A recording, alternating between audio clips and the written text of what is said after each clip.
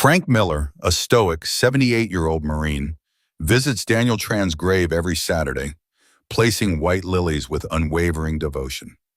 The town buzzes with curiosity. Who is Daniel to Frank?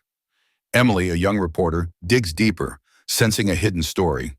Frank's ritual, unchanged through rain or heat, hints at a profound connection. Whispers suggest Daniel was a war buddy or a secret son, but the truth remains elusive. As Emily confronts Frank, he begins to reveal a tale of Vietnam, sacrifice, and a boy named Daniel. What secret binds them? The town awaits answers, drawn to Frank's silent promise. Inspired by Frank's quiet devotion, share stories of unsung heroes in your life below. Their kindness deserves recognition. Like this video, subscribe to our channel, and join us in spreading tales of gratitude and sacrifice. Let's honor those who inspire us. Together, we can make their stories shine. The morning air hung heavy with mist, the kind that clings to your skin and muffles the world's edges. Emily's voice sliced through it, sharp and pleading. "Frank, wait, please." Her words echoed across the silent cemetery, stopping Frank Miller in his tracks. At 78, his frame was still broad, though slightly stooped, his weathered hands gripping a bouquet of white lilies so tightly his knuckles whitened. He stood just steps from the grave, the headstone's inscription clear in the dim light. Daniel Tran, 1968 to 2001. Emily, breathless from her sprint up the hill, caught up to him, her eyes wide with curiosity and a touch of desperation. "You've been coming here every week, Frank. People are talking." They were wondering, who was he to you? Frank turned slowly, his gaze steady but distant, like he was looking through her to some far-off memory. His face, lined with years of sun and sorrow, gave nothing away. "He was a stranger," he said, his voice low and gravelly, each word deliberate, "and the only man I ever owed my life to." Without another word, he knelt, his knees creaking as he placed the lilies gently against the headstone. The act was tender, almost reverent, as if the flowers carried a weight far heavier than their delicate petals suggested. Then, rising with the same quiet resolve, he walked away, his boots crunching softly on the gravel path. Emily stood frozen, her questions burning brighter as the mist thickened around the grave, swallowing Frank's retreating figure. She felt a pang of frustration mixed with awe, sensing that the old man carried a story she might never fully unravel. Frank Miller wasn't the kind of man who demanded attention. He moved through the world with a quiet gravity, the sort that made you notice him only after you'd already passed him by. Once you did, though, his presence lingered. At 78, his silver hair was cropped close, military style, and his eyes, a faded blue, held a depth that hinted at a life lived through storms most could only imagine. A retired U.S. Marine, Frank had served 2 tours in Vietnam, a chapter that had carved scars into both his body and soul. The visible ones, a jagged line across his forearm, a faint mark above his left eyebrow, were easy to spot. The invisible ones, though, were heavier, etched into the way he sometimes stared at nothing, lost in thoughts he never shared. In the small American town where he lived, Frank was a familiar figure, though few could claim to truly know him. People called him the Old Marine, a title spoken with respect but little understanding. He lived alone in a modest house on the edge of town, its paint peeling like memories fading with time. The house was tidy but sparse, a reflection of a man who needed little and asked for less. Margaret, his wife, had been gone for nearly 2 decades, taken by cancer in her early 50s. They'd had no children, no legacy to carry their names forward. After her death, Frank had settled into a solitary rhythm, his days marked by quiet routines. Every Tuesday he mowed his lawn, the hum of the mower, a steady hymn to order.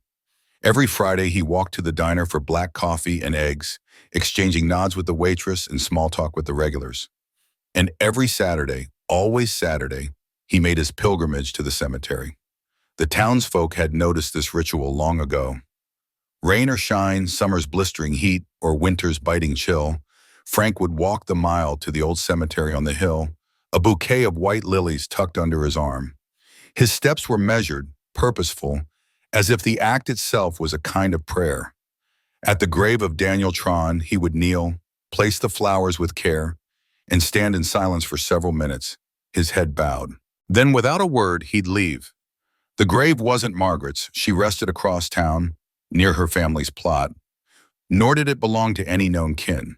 The headstone's simple inscription, Daniel Tran, 1968 to 2001, offered no clues, only deepening the mystery that swirled around Frank's weekly devotion.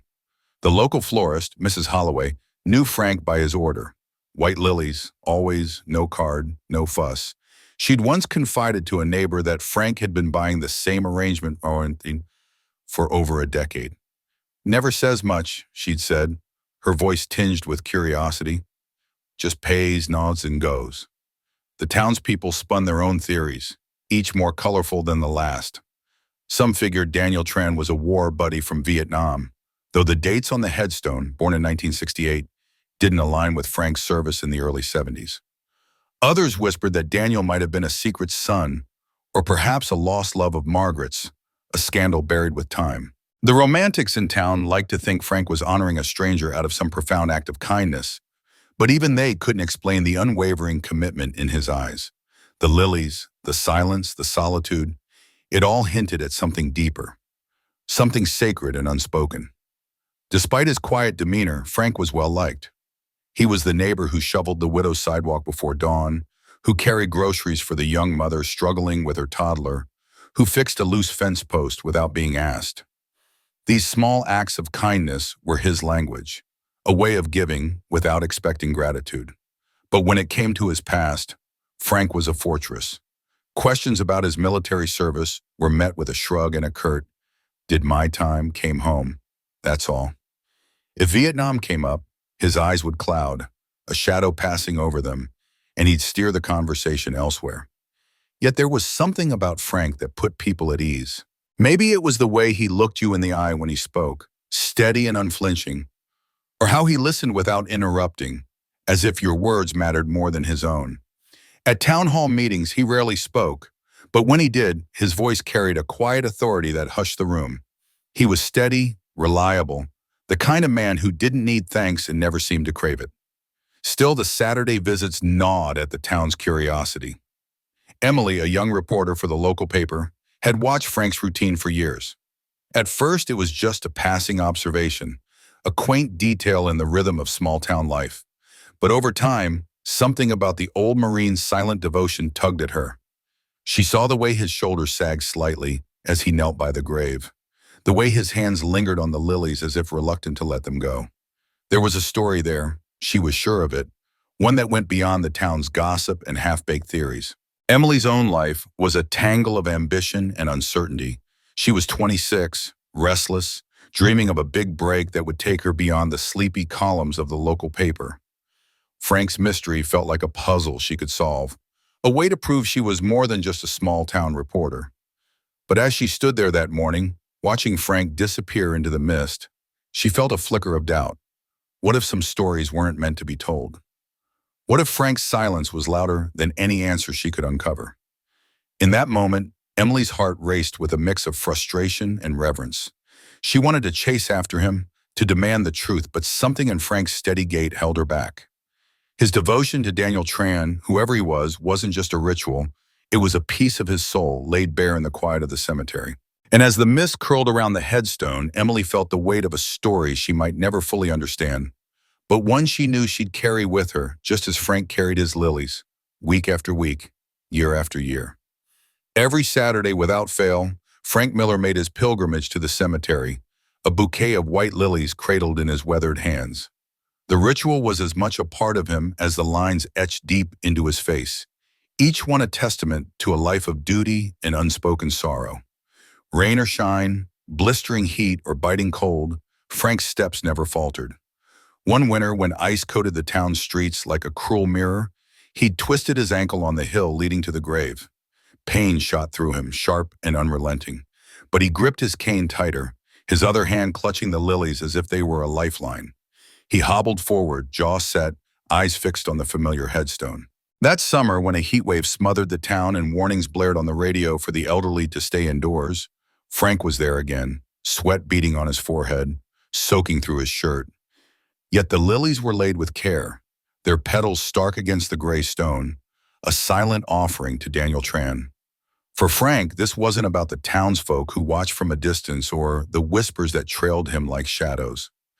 It was a vow carved deep into his soul, one he'd carry until his last breath. Each step to the grave was a reaffirmation, a quiet act of devotion that held no room for the world's judgment. He didn't care for the curious glances or the hushed theories that swirled through the town. His heart bore a weight no one could see, a debt that stretched across decades, binding him to a name etched in stone. The lilies weren't just flowers, they were a bridge to a past he couldn't speak of, a story of war, sacrifice, and a bond so profound it defied the years. The town, small and restless with its own curiosity, couldn't help but notice Frank's routine. At the flower shop on Main Street, Mrs. Holloway, with her kind eyes and silver-streaked hair, had been arranging Frank's lilies for over a decade. Every Friday evening, just as the shop's lights dimmed, Frank would step through the door, his presence as predictable as the ticking of a clock. "Always white lilies," she'd once confided to a customer, her voice warm with affection. "Never a different flower, never a missed week. Pays in cash, no fuss, no note." She'd tried once or twice to gently probe, asking who the flowers were for, but Frank would only offer a small nod, his eyes distant, before steering the conversation elsewhere. Mrs. Holloway didn't push. There was something about Frank's quiet resolve that commanded respect, a sense that his silence held more than words ever could. Down the street, young Tyler, barely 12, pedaled his bike past the cemetery every Saturday morning. From his perch on the handlebars, he'd watch Frank stand motionless at the grave, a solitary figure against the backdrop of weathered stones. One humid afternoon, sprawled on his porch with a glass of lemonade, Tyler turned to his father, his brow furrowed. "That old man's always there," he said, his voice tinged with awe and confusion. "He just stands, like he's talking to someone, but there's no one there.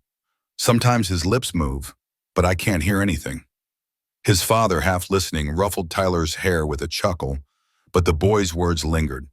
Soon, even his father began to slow the car as they passed the cemetery, his eyes drifting toward Frank, a flicker of curiosity breaking through his usual indifference. Reverend Thomas, the town's pastor, had known Frank for years, ever since Frank's wife passed, and he began sitting in the back pew of the church every Sunday. "Frank's a faithful man," the Reverend remarked one Sunday, lingering after service as the congregation dispersed. "Never misses a sermon, always quiet, always there." But even he admitted there was something enigmatic about Frank. In all their years of shared prayers and quiet conversations, Frank had never spoken of his past. Not a single name, not a hint of the burdens he carried. The Reverend's voice grew shiny and thoughtful. "It's like he's locked his heart away, carrying it all alone." As the years rolled on, the town's curiosity grew, weaving itself into the fabric of daily life. Over coffee at the diner, slices of pie forgotten on plates, people spun theories about Frank and Daniel Tran. Some swore Daniel was an old war buddy, a brother in arms whose memory Frank honored with every bouquet. Others whispered that Daniel might have been the son of a friend, someone Frank had vowed to watch over, a promise sealed in grief. A few romantics, their imaginations sparked by the mystery, wondered if Frank had loved Daniel's mother, or perhaps even Daniel himself, in a story too tender or too painful to share. The theories multiplied with each bouquet laid, each one a thread in the town's tapestry of speculation. Yet no one dared ask Frank directly. There was an unspoken reverence for the old Marine, a quiet agreement that his silence was his own to keep. Week after week, Frank's steady steps echoed through the cemetery, the lilies a constant in a world of change. The town watched, whispered, and wondered, but the truth remained just out of reach. Who was Daniel Tran? What tied Frank to this grave with such unwavering devotion? And why, after all these years, did he still come, his heart heavy with a story that could unravel the town's quiet life? Behind Frank's silent ritual lay a tale of sacrifice and loyalty, a debt forged in the fires of war, binding two souls across time in a way no one could have foreseen. On a gray autumn morning, Emily Walker stood by the rusted gate of the town cemetery, her notebook clutched tightly, her breath visible in the crisp air. She was a young reporter, driven by a curiosity that had grown sharper with every year she'd spent watching Frank Miller, the old Marine, carry out his Saturday ritual.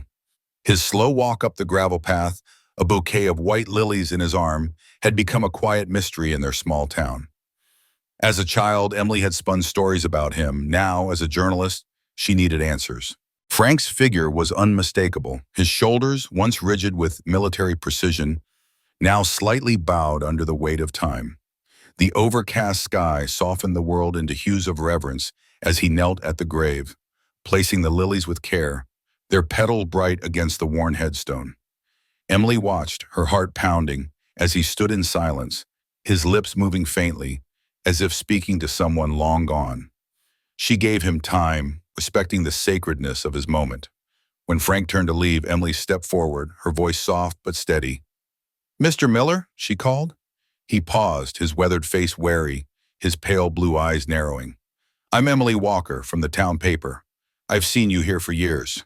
Could I ask you a few questions?" Frank shrugged, his voice gruff. "I'm not much for talking."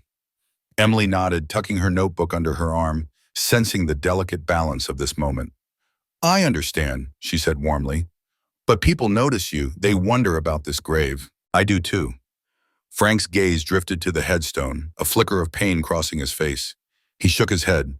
"It's not a story worth telling." But Emily waited, her silence patient, her presence an invitation. After a long pause, Frank sighed, his shoulders sagging. "Most folks think I come here 'cause of the Marines," he said quietly. "They're partly right, but the truth, it goes deeper." Emily's pulse quickened as she pulled out her notebook, scribbling a note. Frank's eyes were distant, lost in memory.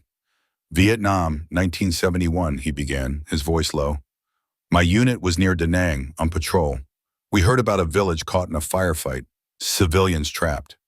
Command said it was too risky to focus on bigger targets, but some of us couldn't stand by." He paused, his breath slow, his hands clenching briefly. "We went in, found a family, a mother, father, 3 kids. Bullets everywhere, smoke choking the air. We got them out, took fire on the way back. I caught shrapnel, so did 2 buddies, but we saved that family." Emily's pen moved quickly, but her eyes stayed on Frank, seeing the jungle, the chaosity in his face. "The family," she prompted softly. "They were Vietnamese?" Frank nodded, a faint pride in his eyes. "The father was a school teacher, strong in his own way. His wife worked in a mill, kept her kids close. But one boy was different. Born in Saigon, his mother American, a war bride. His name was Daniel Tran." Emily's breath caught, her eyes flicking to the headstone. Daniel Tran. Frank's smile was faint, tinged with sorrow. "Yeah," he said. "They made it to the States, years later. I didn't know, thought they were gone. Then one day I saw his name in the paper. Daniel Tran, firefighter, died saving a family from a fire." His voice cracked and he looked away, his jaw tight. "Didn't recognize him till I saw his picture. Those eyes, it was the boy I carried out of that village." Emily's throat tightened, her pen hovering. "I couldn't save everyone," Frank whispered. "But I saved him, and he saved others." He seemed to shrink, the weight of his story heavy. Emily's chest ached with its beauty and pain. "Why keep it quiet?" she asked gently. Frank chuckled ruefully. "Not everything's for headlines, kid. Some debts you pay in silence." Emily closed her notebook, her mind racing.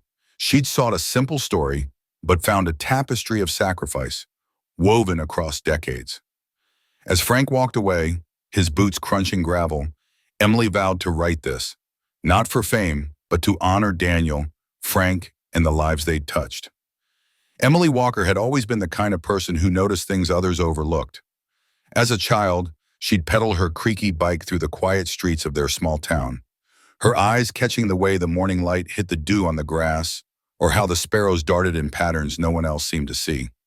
But it was Frank Miller who lingered in her mind most vividly. Every Saturday, without fail, she'd spot him, a solitary figure trudging up the hill toward the old cemetery, a bundle of white lilies cradled in his arms.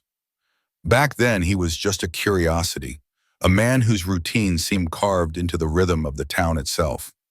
To young Emily, he was like a clock tower, dependable, unchanging, and a little mysterious. But as she grew older, that curiosity deepened into something she couldn't shake. By the time she was 27, a reporter for the local paper with a knack for unearthing stories, Frank's weekly pilgrimage had become a puzzle she was determined to solve. To the rest of the town, Frank was a familiar, if distant, figure. He lived alone in a modest white house at the edge of town, its paint peeling just enough to hint at years of quiet neglect.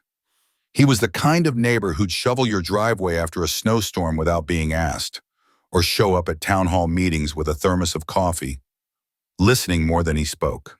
Everyone knew he was a retired Marine, though he never wore his service on his sleeve. He fixed his own roof, mowed his own lawn, and kept his life tidy and private. But it was the Lilies that sparked whispers. Every Saturday, rain or shine, Frank would make his way to the cemetery and kneel at a grave marked Daniel Tran, 1968-2001. He'd stand there silent for a few minutes before turning back down the path, his face unreadable. The town had its theories. Some figured Daniel was a war buddy, though the dates on the headstone didn't quite line up with Vietnam. Others speculated he was a son Frank had lost, or maybe a secret love from a past no one dared ask about. A few with softer hearts thought about Frank honoring a stranger's memory out of kindness. Emily, though, wasn't satisfied with guesses. She wanted the truth, and she knew it lived in the lines etched into Frank's weathered face. One gray Saturday morning, the air heavy with the threat of rain, Emily made up her mind. She stationed herself near the cemetery gate, her notebook clutched tightly, her heart thudding with a mix of nerves and anticipation. She watched as Frank appeared at the base of the hill, moving with the slow, deliberate steps of someone who'd carried heavy burdens for decades. The lilies were tucked under his arm, their petals stark against the muted greens and browns of the path. He reached the grave, knelt with a quiet reverence, and placed the flowers at the base of the headstone. Emily held her breath, giving him his moment, her fingers tracing the edge of her notebook. When Frank stood and turned to leave, she stepped forward, her voice soft but steady. Miller. Frank stopped, his eyes meeting hers. They were wary, like a man who'd learned to guard his thoughts, but there was a calmness there too, a resignation that made Emily's chest tighten. Yes, he said, his voice low and gravelly. Yes, Emily replied. I'm Emily Walker from the local paper, she said, offering a small smile to ease the tension. I'm sorry to bother you. I have a moment to talk. Frank's gaze flicked to her notebook, and for a second she thought he had brushed her off. I'm not much for interviews, he said, his tone polite but firm. I understand, Emily said, her voice gentle. But people in town, they've noticed you coming here for years. I've noticed you noticed them too. I was hoping you'd share why you do it. Why this grave? Why the lilies?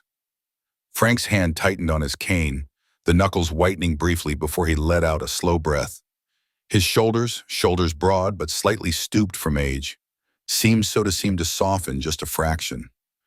Emily held her breath, her pen poised, sensing the weight of the moment. She thought he might walk away, leave her standing there with her questions unanswered. But then he spoke, his voice quieter voice now, almost as if he were talking to himself. Most folks, he said, think it's because of the Marines. They're not entirely wrong. Wrong. Emily stayed silent, her heart racing. She didn't dare interrupt, afraid to break the fragile thread of his words. It was 1971, Frank began, his eyes drifting somewhere far beyond the cemetery. Vietnam. My unit was on patrol near Da Nang. We got word a village was caught in the crossfire, civilians trapped, no way out. Command told us to hold position, said it was too risky to go in, but He paused, I chuckled, a faint, bitter chuckle escaping his lips. I wasn't about for orders that day. Never was when it came to saving people. Emily's pen moved quickly, capturing every word, but her eyes stayed on Frank's face. She saw the way his jaw tightened, the way his gaze seemed to flicker with memories he'd buried deep. Me and we buddies went my two buddies, he said. We went in. We found anyway, he continued. Found a family pinned down as the end. Mother with 3 kids. It was chaos, bullets flying, smoke so thick you could barely breathe. Took everything we had to get them out. I caught some shrapnel in my leg. Still aches when it rains. He rubbed his thumb against his palm, a nervous tick Emily hadn't noticed before. Lost one of my guys that day, but that family, they made it. Emily's throat tightened. She could feel the weight of his words, the cost of that day etched into every line of his story. The boy, Frank said, his voice softens. He was about 6. Name was Daniel Tran, half American, half Vietnamese. His mother was a war bride from Kansas, of all places. She had this fierce look in her eyes, like she'd fight the whole war herself to keep her kids safe. He shook his head, a faint smile tugging at his lips. I never knew what happened to them after that. Figured they stayed in Vietnam or maybe they got out. You didn't ask too many questions. You just hoped. He hoped.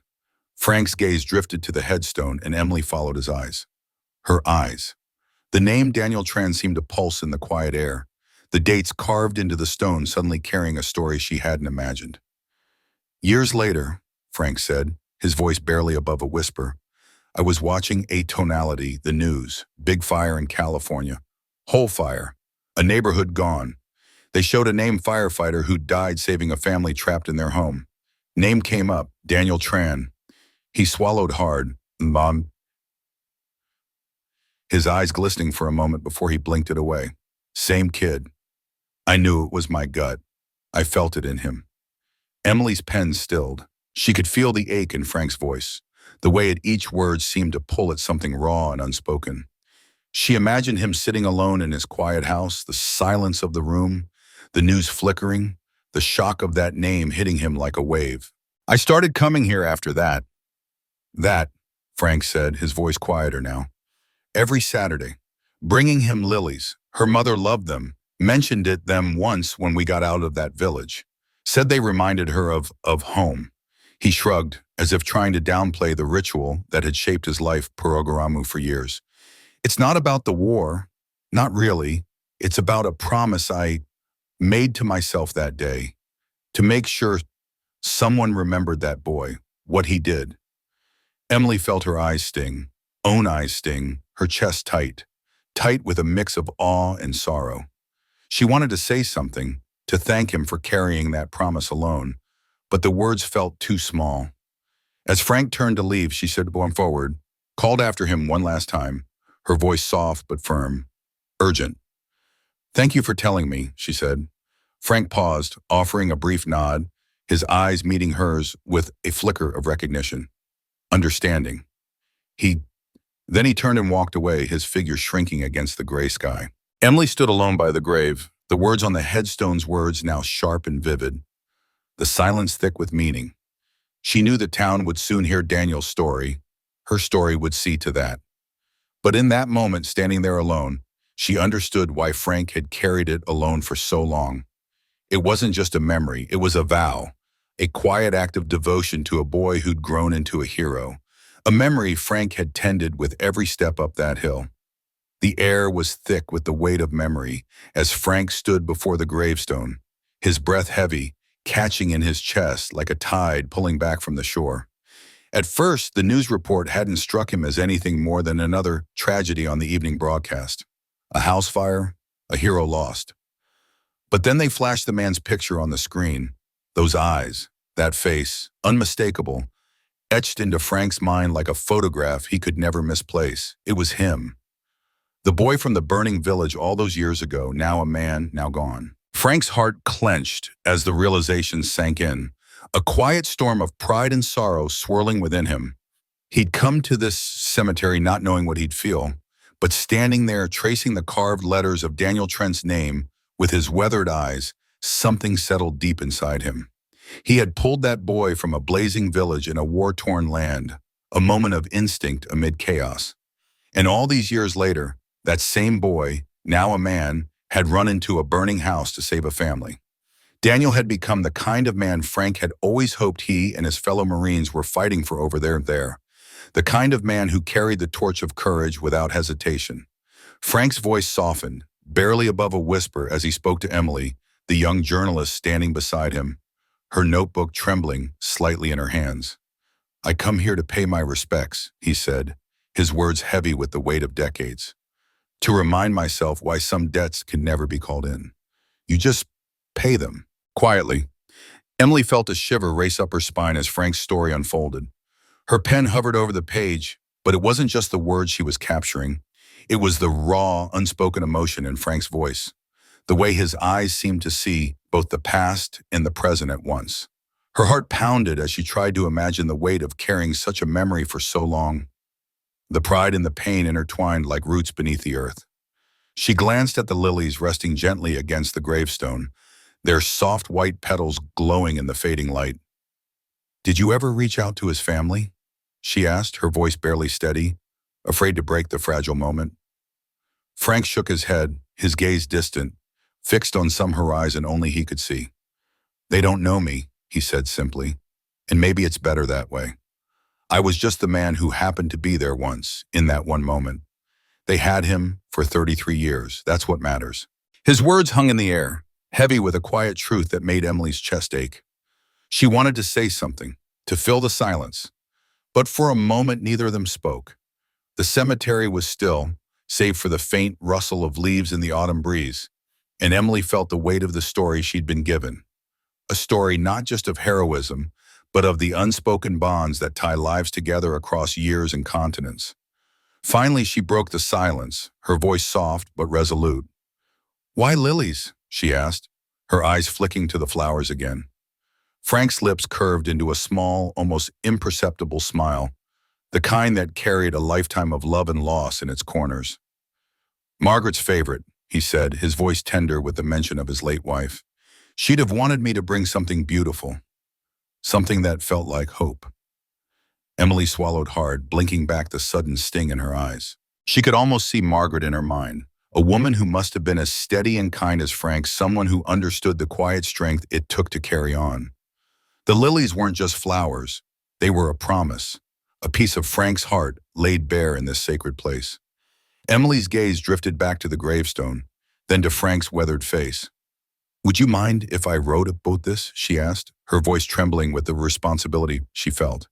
She knew this wasn't just a story, it was a piece of Frank's soul, a fragment of a life that had shaped him in ways he might never fully express. Frank tilted his head, his eyes narrowing as if weighing the idea deep within himself. "I didn't tell you this for a story," he said, his tone gentle but firm. "But if you think it'll help people understand, sure." His nod was slow, deliberate, as if he were handing her something fragile and precious. As he turned to leave, Emily called after him, her voice soft but urgent. "Thank you, Frank." He paused just long enough to glance back, his eyes crinkling with a warmth that caught her off guard. "You're welcome, Emily," he said, and then he was gone, his slow, steady steps crunching along the gravel path. Emily stood alone by the grave, her eyes tracing Daniel Trent's name, feeling the weight of what she'd just been entrusted with. She knew this wasn't just a local news piece, a fleeting human interest story to fill a column. This was a story about loyalty, about sacrifice, about the quiet promises people keep without fanfare or expectation. It was about the debts we pay not because we're asked, but because they define who we are. That night, as Emily sat at her desk, the glow of her laptop casting shadows across her small office, she poured her heart into the article.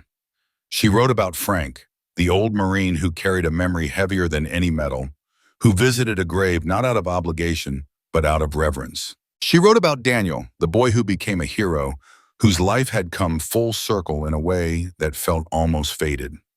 She wrote about the lilies, delicate and defiant against the cold stone, a symbol of love and loss and hope that transcended time. By Sunday morning, Emily's article ran on the front page of the local paper, its headline bold yet understated. "The Old Marine and the Fallen Firefighter. A quiet debt paid in flowers." The town seemed to pause as the words sank in. At the coffee shop, neighbors passed the paper across tables, their fingers lingering on the headline as they whispered about Frank and Daniel. At the diner, the regulars folded their arms, their faces creased with awe and quiet pride, shaking their heads at the beauty of it all. After the morning church service, small groups lingered in the parking lot, their voices low as they murmured words like unbelievable and beautiful, their eyes bright with something deeper than gossip.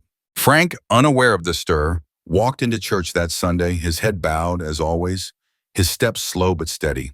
But there was a shift in the air, a quiet murmur of respect rippling through the pews. People saw him differently now, not just as the old Marine they'd known for years, but as a man who carried a story of sacrifice and brotherhood, a man who paid his debts in silence and flowers. By Monday, the story had spread beyond the town's borders. Local TV stations picked it up, their anchors recounting Frank's tale with a reverence that matched the town's. A regional paper ran a feature, and soon Daniel Trent's once quiet grave in the corner of the old cemetery became a place of pilgrimage. Neighbors came first, bringing daisies, roses, and wildflowers plucked from their own gardens. They stood beside Frank in silence, some resting a hand on his shoulder, others simply nodding as if to say they understood. Then came the veterans, members of the local VFW and American Legion, their uniform caps tucked under their arms, their medals catching the sunlight as they stood at attention by the grave. They saluted Daniel, shared quiet words with Frank about service and sacrifice, their voices thick with the unspoken bond of those who have seen war. Within a week, the local fire department arrived, a dozen firefighters in their dress uniforms, their faces solemn but proud.